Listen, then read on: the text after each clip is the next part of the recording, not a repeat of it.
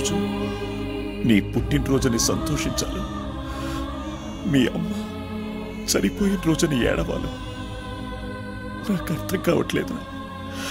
నా కోసం మీ అమ్మ మీ తాతయ్యతో గొడవ పెట్టుకుని వచ్చేసింది.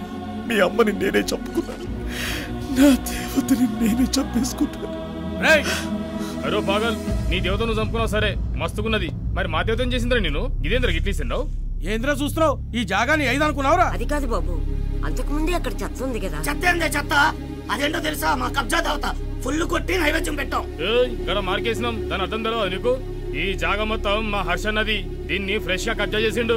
నీలాంటి హౌలగా రావద్దని మార్కేసినాం బే. అందులో అంత అర్థం ఉందని మాకు తెలియదులే. ఎలా తెలుస్తుంది?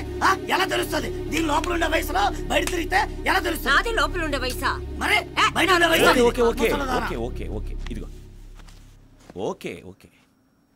ఇది మీ చేత అన్నా అని పిలిపించుకునే ఓ చెత్త నా కొడుకు కబ్జా చేసిన స్థలం. ఒక లుచ్చ నా కొడుకు మందు కొట్టి పందిలా దొరలడానికి కబ్జా చేసిన స్థలం. పని చేయడం చేత కాని ఓ కొజ్జా నా కొడుకు మీలాంటి దగుల్బాజీ నా కొడుకులతో కబ్జా చేయించిన స్థలం. మీ చెత్తలో మేం చెత్త వేయడం తప్పే, క్షమించండి. పదబాం. ఏం బే బొమ్మంటే వేసుకుంటే బోడేనా? ఎక్కడ పోతారు? టోల్ కట్టాలి కదా. టోలా? అవును, రోడ్లకి పిచ్చిన కట్టట్లే టోలు. ఇక్కడ కట్టలే కట్టాలరా. రాబమ్మ.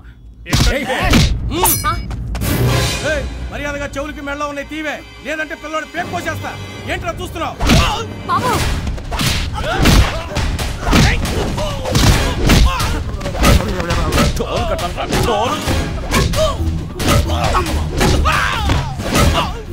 పిల్లోడు బ్రేక్ వస్తావా?